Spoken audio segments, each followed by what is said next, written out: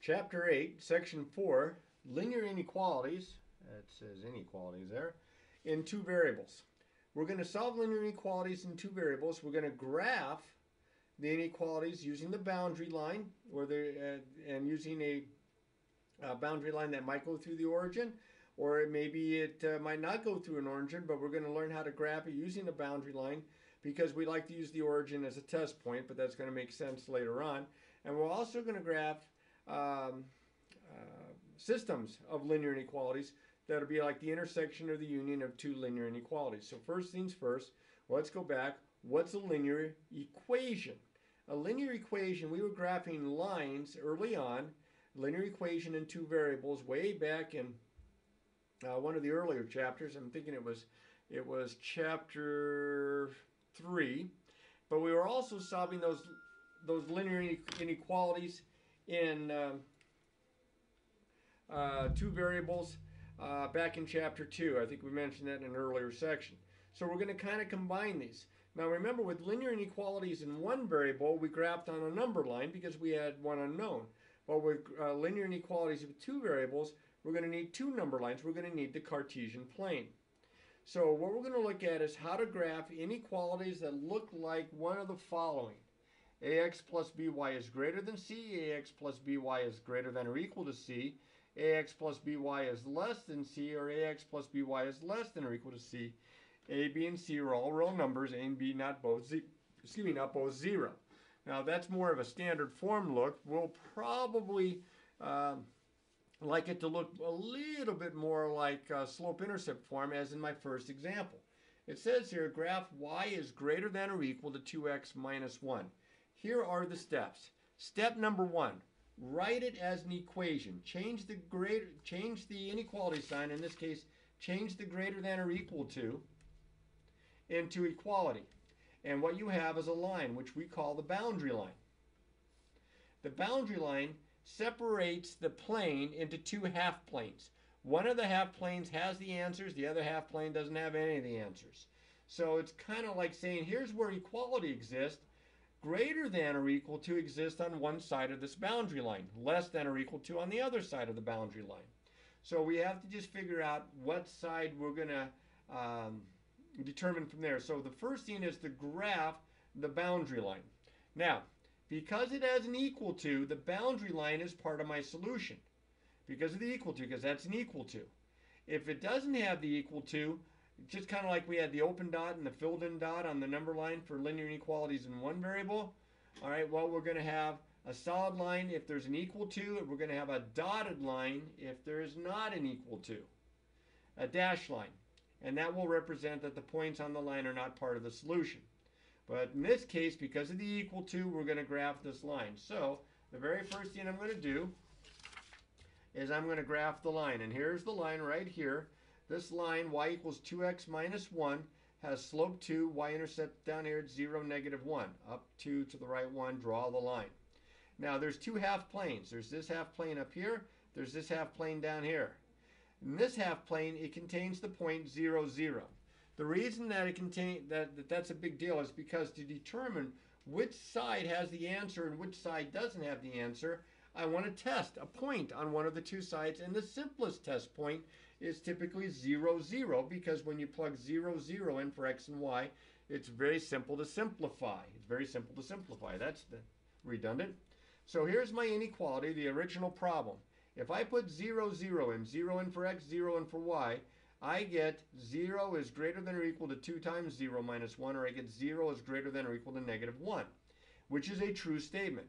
Now here's the good thing. If one point in the half plane is a solution, all the points in the half plane are a solution. If one point is not a solution, then none of the points on that half plane are a solution. So it either is or it isn't, or you either with me or you agin me, as Sergeant York would say. So what we're going to do here is we're going to shade in, we're going to represent that half plane by shading in that half plane to represent the solution. So let's look back here. 0, 0, that my test point came from this half plane, which was kind of up and to the left. So that half plane up and to the left is the half plane that I shade in.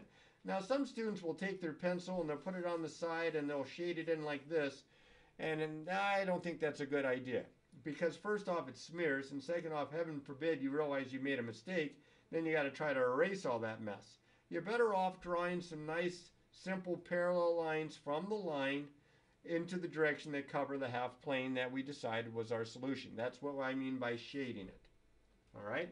Now, the boundary line, remember, is the set of points where it's equal. So only when it has the equal to do we include the boundary line. If it doesn't, we don't include the boundary line, and the way that we represent that is include it, a solid line, don't include it, a dashed or a dotted line. If it has the greater than or it has the less than without the equal to, it's a dashed line, as in this next example. I'm asking you to graph the opposite of x plus 2y is less than 4. Now, the very first thing I'm going to do is I'm going to change it to an equation. That's not so tough. Then I'm going to put it in slope-intercept form because I've decided that that's the easiest way for me to graph a line. So I'm going to add x to both sides, which some of you guys can do in your head anymore. And then I'm going to divide through by 2 every term, both sides. And I get y equals 1/2 x. That's what x over 2 is, 1/2 x plus 2. So there's my slope, and there's my y value of my y-intercept. So I get some graph paper. Here's a grid that's already drawn out for you. And I'm going to graph this line. I'm going to graph the y-intercept at 0, 2. Let me have my red pencil for this. Here's 0, 2. And I'm going to use the slope here, rise over run, up 1, right 2 to get a second point. Now I'm going to get my straight edge and I'm going to line it up. But remember, there's no equal to, so this line that I'm going to draw, this boundary line, is not part of my solution. So to represent that, I make it a dashed or a dotted boundary line. Now fill up your plane here. Don't make the line a little bitty. Fill it up so that it goes from side to side. Now as you can see, I have two half planes. Above, kind of and to the left, down and kind of to the right. And this time, 0, 0, my test point, my favorite test point, is down kind of below the line. So I'm going to plug 0, 0, not back into here, but into the original problem. The original problem was the opposite of x plus 2y is less than 4. I'm going to plug 0, 0 in. 0 in for x, 0 in for y.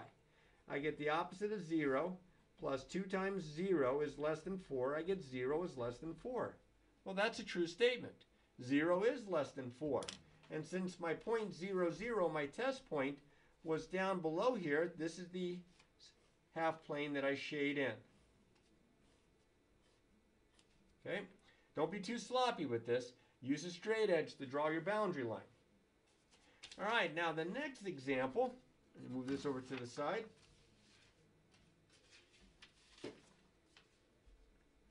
Okay, first thing, a warning. As in shown in the last two examples, if I can find my last two examples here. In this example, there was a greater than and I shaded above. In this example, there was a less than and I shaded below. So some students think, oh, well that tells you what side to shade. You don't need a test point. Au contraire. That works sometimes. It depends on the inequality. You can't count on that. So that's what this is talking about right somewhere here. There it is. That there's a warning here for you that you don't have to always, or that you shouldn't assume that a greater than or a greater than or equal to means graph above, or less than or equal to graph below the boundary line. Use a test point all the time. And I'm going to show you an example of that right now. All right, I have 3x minus y is greater than 1. So first things first, I'm going to graph this inequality in two variables by first writing it as an equation. There's no equal to, so I know it's a dotted or a dashed line. I'm going to put it in slope intercept form. I'm going to subtract 3x. I get the opposite of y equals negative 3x plus 1. And then I'm going to divide through by negative 1 here, all three terms. And I get y is equal to a positive 3x minus 1. So now when I go to graph this, all right, I'm going to use, let's raise this up a little bit. I'm going to use this set of axes here to graph this. I'm going to graph my boundary line. My slope is 3. My y-intercept is down here at 0, negative 1. Slope being 3 means rise over run is up 3 to the right 1. So I'm going to draw a line here, and it's my boundary line, and because of the no equal to here, it's dashed.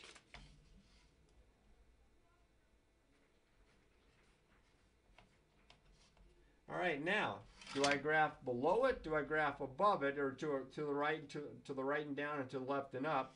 Remember, it started out as a greater than, so if you try to use that pattern that you saw in the first two examples, you might shade over here, kind of up and to the left.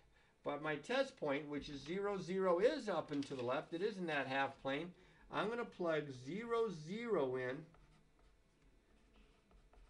to my original problem. 0 in here, 0 in here. I get 3 times 0 minus 0 is greater than 1. I get 0 is greater than 1, which is false. Oh, so since it's false, that means I don't want this side because it made it false. I want the other half plane, which is kind of down and to the left. So as the warning suggested, make sure you use a test point on these to make sure of your graph. Again, write it as the equation, graph that line, solid or dotted, based on the inequality, if it has the equal to or not. Pick a test point that's not on the line. And I'm using 0, 0 every time. You can use any test point that's not on the line. Just 0, 0 is very convenient. Plug it in, graph the side if it makes it true, the side that 0, 0 came from, graph the other side like I did here if it made it false. All right, so move this over here out of the way. Here's another good one. Except that in this case, as you're going to see, this is going to contain, the boundary line is going to contain the point 0, 0, and I won't be able to use it as a test point. So in here I've suggested either use something simple like 0, 1 or 1, 0. I'll show you that in a moment. So first write it as an equation.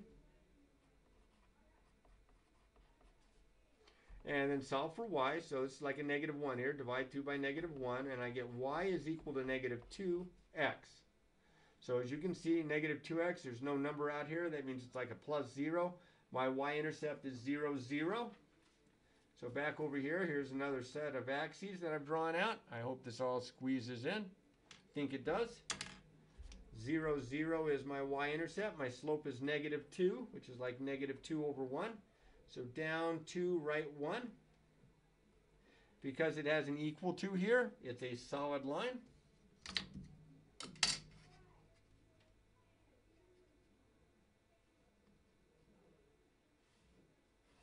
Make it nice and big. You don't have to use a red pencil. You can use a regular pencil. I would not use pen because of the possibility of an error. And you can't erase a pen. All right, so I'm going to pick a point that's not on the line, but I can't pick 0, 0. It's on the line. I'm going to pick this point here. I'm going to pick 1, 0. You don't have to write it down there. I'm just showing you that I'm picking 1, 0. So let's plug it in and see what works. I have the opposite of y is greater than or equal to 2x, and I'm using 1, 0. So this goes in for the x, and this goes in for the y. I get the opposite of 0 is greater than or equal to 2 times 1. I get 0 is greater than or equal to 2, which is false. 0 is not greater than or equal to 2. So over here, 1, 0 was kind of up and to the right. I don't want that. It made it false. So I'm going to shade the other side, which is a little bit more down and to the left. Be neat, best you can, to represent that. And that's my solution. Okay, now, what happens if it only has one variable? What happens, for example, like here? This inequality has one variable. This inequality has one variable. Did we go back to chapter 2?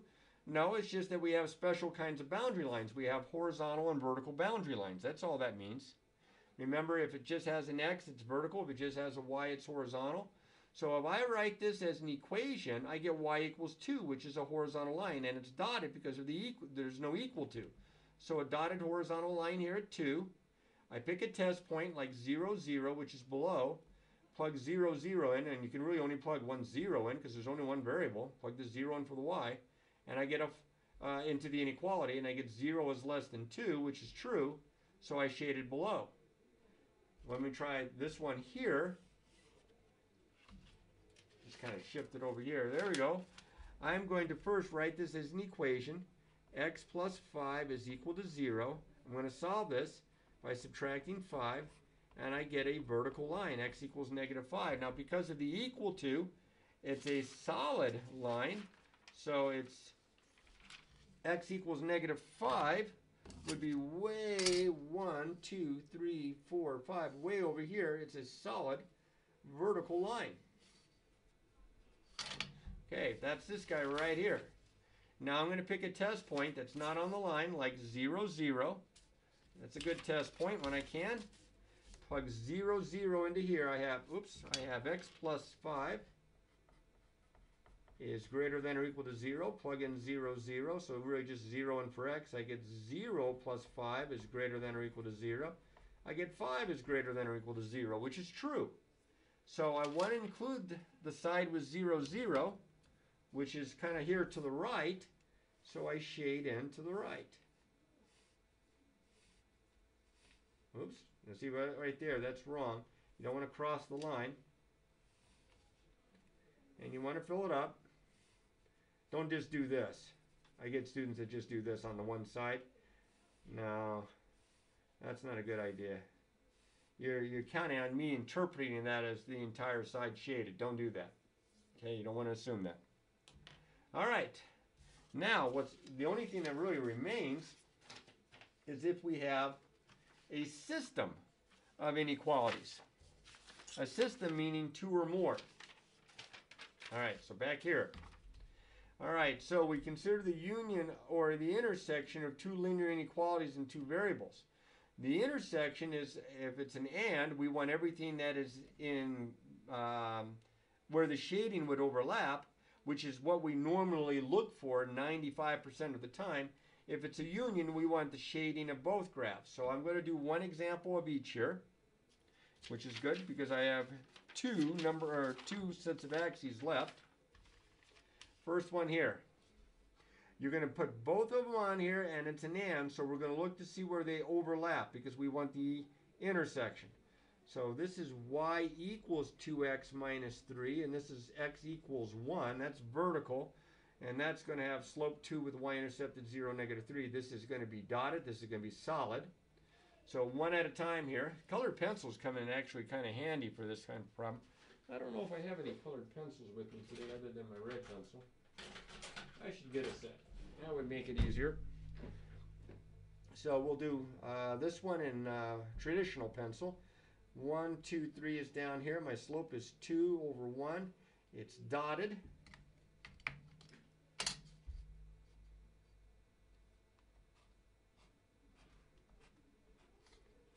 All right, so it looks like that. Now I have to pick a test point. I'm going to use 0, 0. If I plug 0, 0 in here, I get 0 is greater than 2 times 0 minus 3. I get 0 is greater than -3, which is true. So I'm going to shade in the side that 0, 0 lies in. And there we go. All right, now I'm going to graph the other one. I have my red pencil here. I'm going to graph it in red. It's the vertical line x equals 1. So I'm going to freehand this. It's just solid because of the equal to right here. You should get a ruler to do this. I'm being extra lazy. Look, I just paid for it. All right, 0, 0 is over here to the left. If I plug 0, 0 into this inequality, I would get 0 is greater than or equal to 1, which is false. So I don't want 0. I don't want the left side. I want the right side. So see how I made these lines here kind of horizontal looking? I'll make this at an angle. I want to the right.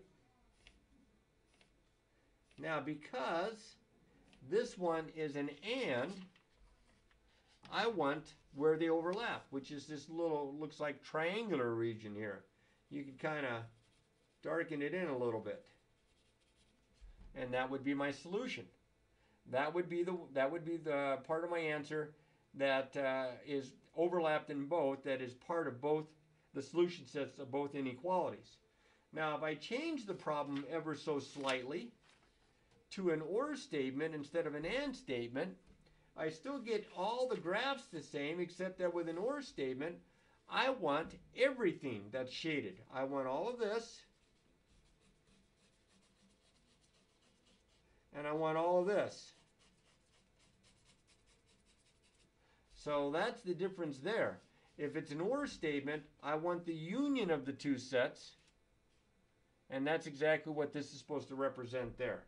Those don't happen very often. Most times it's the intersection that you're looking for, because when you're solving a system of inequalities, you want something that satisfies both inequalities. It just takes practice, practice, practice.